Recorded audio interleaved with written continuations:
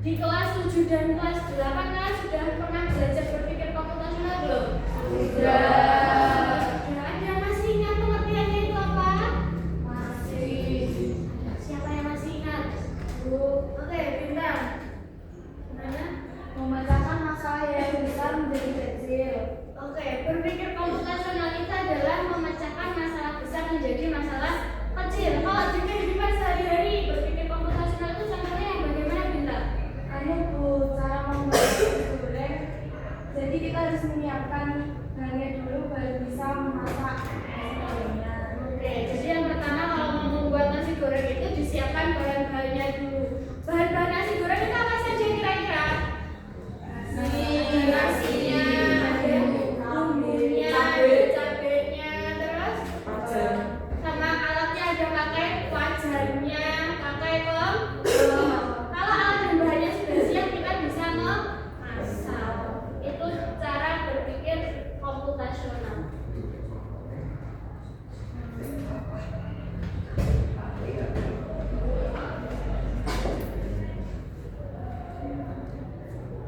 Bagaimana cara komputer menyelesaikan masalah?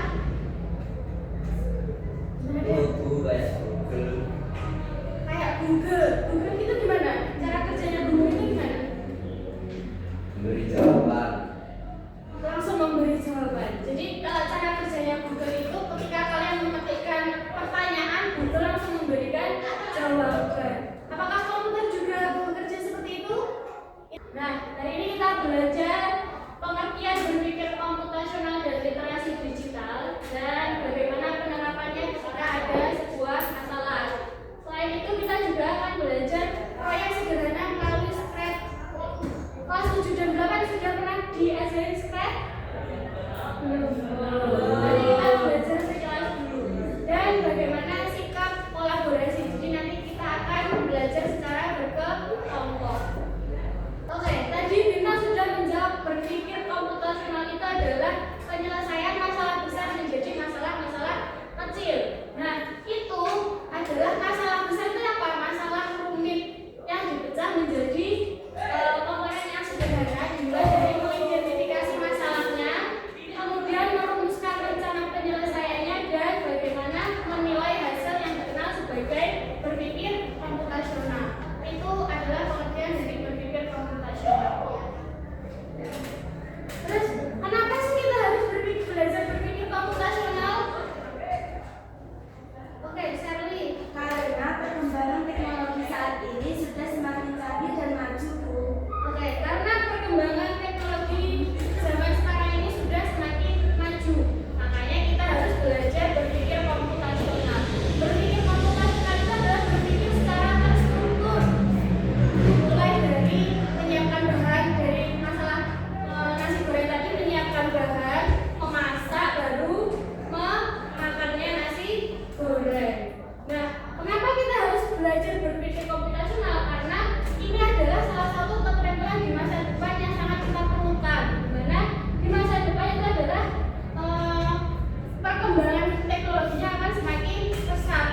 Di zaman sekarang kalian untuk menemukan jawaban, kalian tinggal mengetikkan di Google, jawabannya langsung keluar semua. Ini masih di zaman sekarang. Sedangkan ilmuwan-ilmuwan itu juga tetap mengembangkan teknologinya kan. Semakin ke depannya kita nggak perlu mencari lagi, jawabannya sudah tersedia. Oke, tapi menurut kalian Google dan manusia itu lebih pintar siapa? Lebih pintar Google. Lebih pintar manusia atau Google? Manusia. Siapa tuh yang membuat Google? Manusia. Yang membuat Google kan hanya satu manusia. Dan yang membuat memakai Google itu satu seluruh dunia. Ya kan? Jadi yang lebih pintar itu tetap manusia. Jadi kalian jangan mau dibodohi oleh Google. Kalian harus memanfaatkan Google karena yang membuat Google itu manusia. Oke, selanjutnya kita belajar tentang fungsi. Fungsi itu apa? Oke, fungsi. Sesuatu yang memiliki tugas, peran, atau kegunaan tertentu. Fungsi itu adalah kegunaan, berfungsi.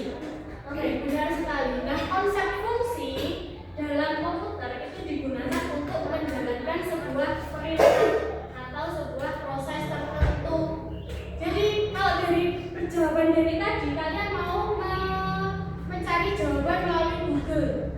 Jadi kalian memasukkan perintahnya dulu ke Google, ya kan? Dan perintah itu adalah fungsinya. Ya.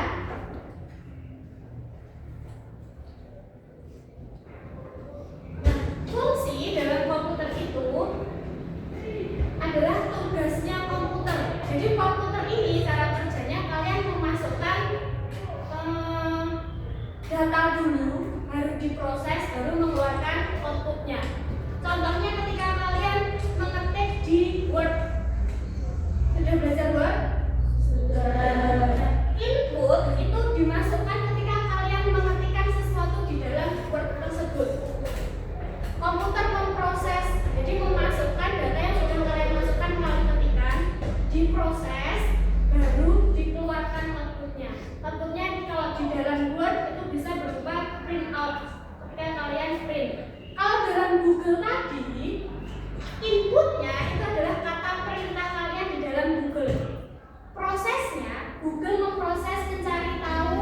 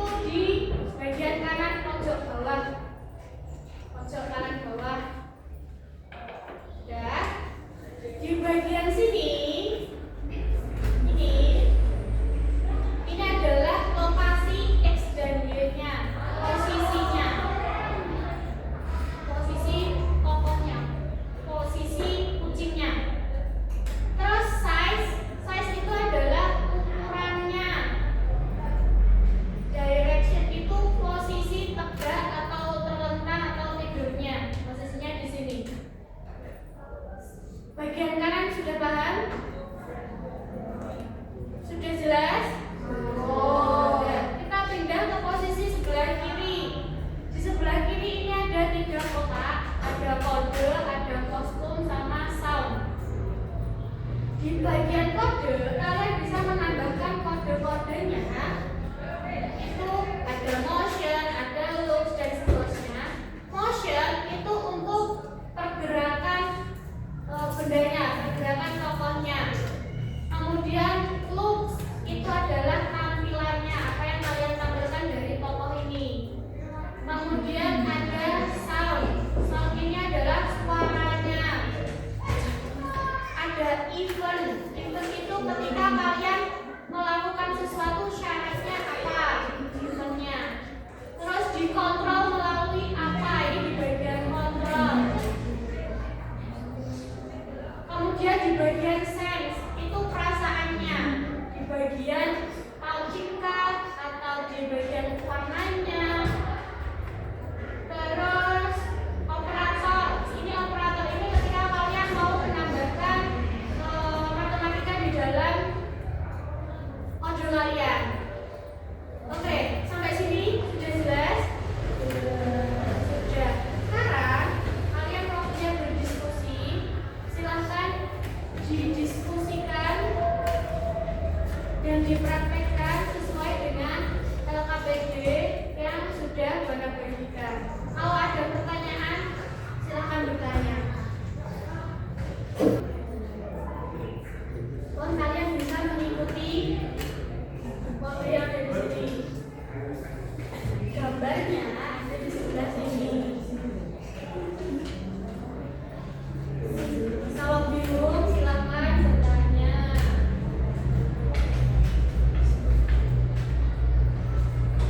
Pertanyaannya di LKPD ini silakan dijawab, diisi nama kelompoknya, diisi kelasnya, diisi tanggalnya. Jawaban pertanyaannya dijawab, kemudian kalian praktek spread pakai kode yang sudah ada. Praktekkan kira-kira gerakannya di sini bagaimana.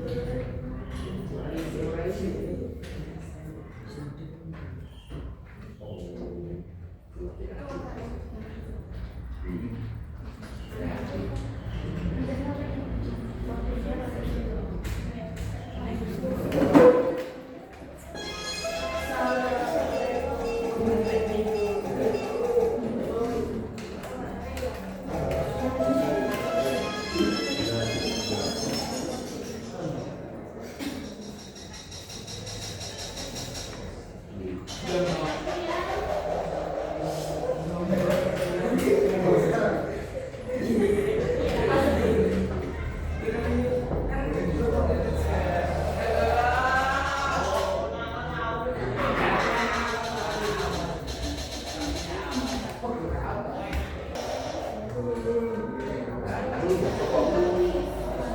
teman-teman, perhatian.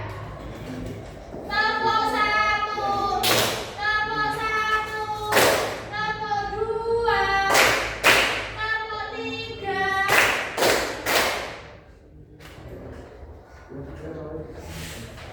Oke, cek fokus.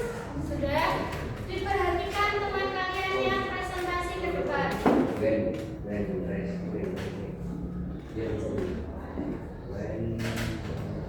Assalamualaikum warahmatullahi wabarakatuh.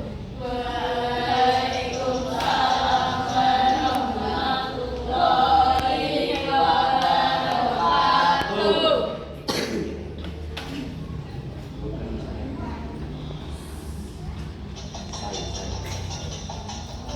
Kami dari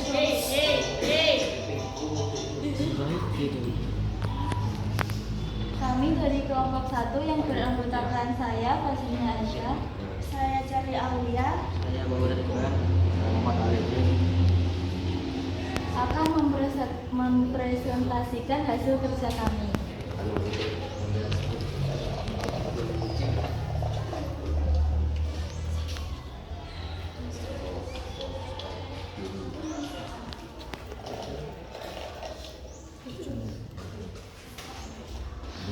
Satu, jelaskan bagaimana fungsi bekerja dalam kehidupan sehari-hari. Fungsi bekerja dengan menerima atau memasukkan input, lalu menjalankan aturan tertentu untuk menghasilkan keluaran. Contoh, buah teh manis. Input teh, gula, air panas, proses, seduh. Output segelas teh manis. Apa yang dimaksud dengan input, proses, output pada aktivitas membeli barang.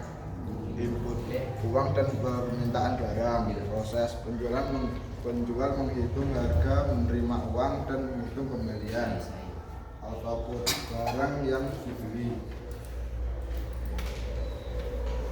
3. Tuliskan contoh lain aktivitas sehari-hari yang bisa dimodelkan dengan input, proses, output.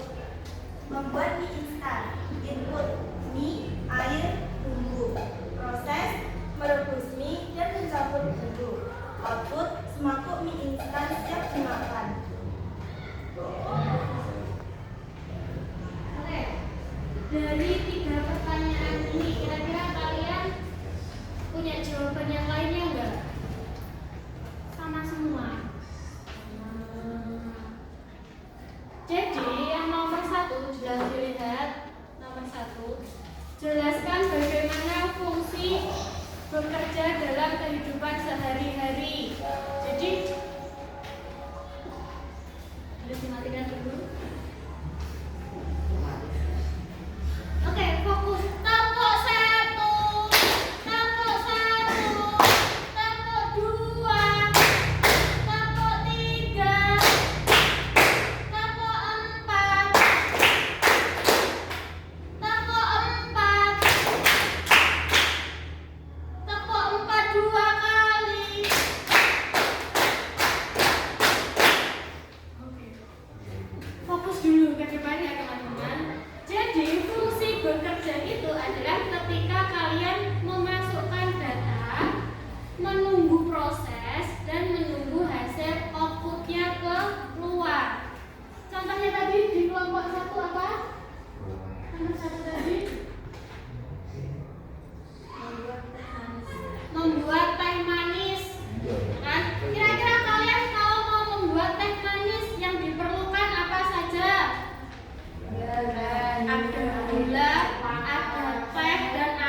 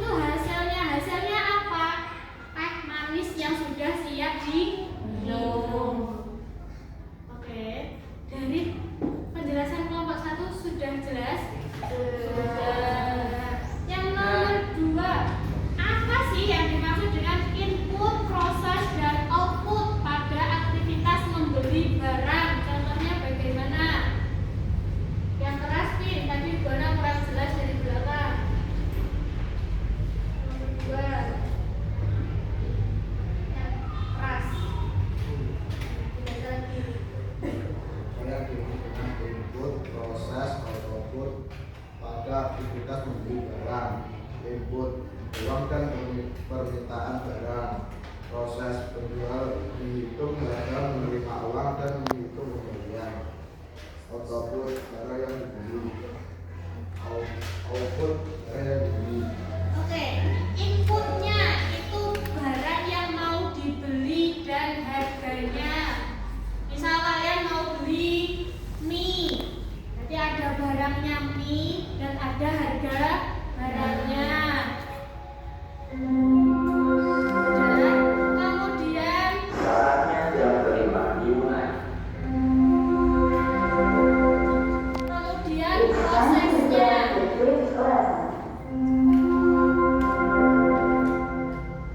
Kemudian prosesnya itu kamu Penjual menghitung harga, menerima uang, dan menghitung pembelian. kamu sebagai penjual, Buana sebagai penjual itu menghitung jumlah barang dan jumlah harganya, dan pembeli itu menerima barangnya dan juga ada kembalian kalau ada kembalian. Jadi itu proses dari fungsi di penjual belian barang. Yang terakhir, aktivitas sehari-hari contoh lainnya apa?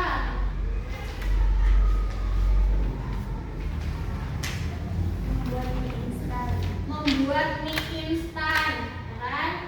Jadi harus ada mie instannya, ada bumbunya, ada air panasnya, itu inputnya. Prosesnya apa? Merebus mie. Dilanjutkan hasilnya, outputnya, mie rebus yang sudah siap dimakan. Sampai sini ada pertanyaan? Sudah jelas? Selanjutnya kan ini ada praktek. Kelompokmu sudah jadi? Ya, silahkan. Belum selesai? Oke, coba di play dulu. Oke, kita play hasil dari kelompok 1. Punya kalian sama atau tidak?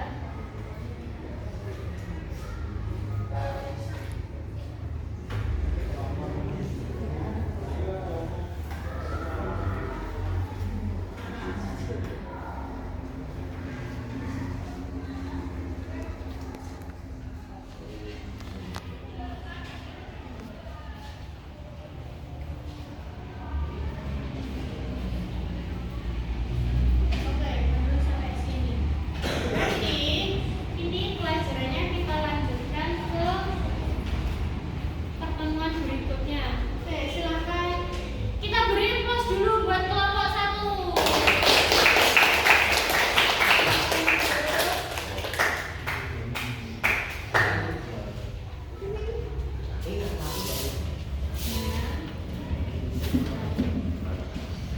Oke, kita di penghujung akhir pembelajaran. Ya, kelompok 1, kelompok 2. Oke, fokus dulu.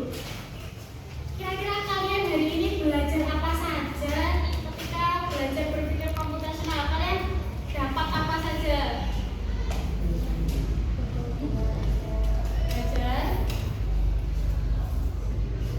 Kalian belajar apa hari ini? Belajar spread, belajar berpikir komputasional.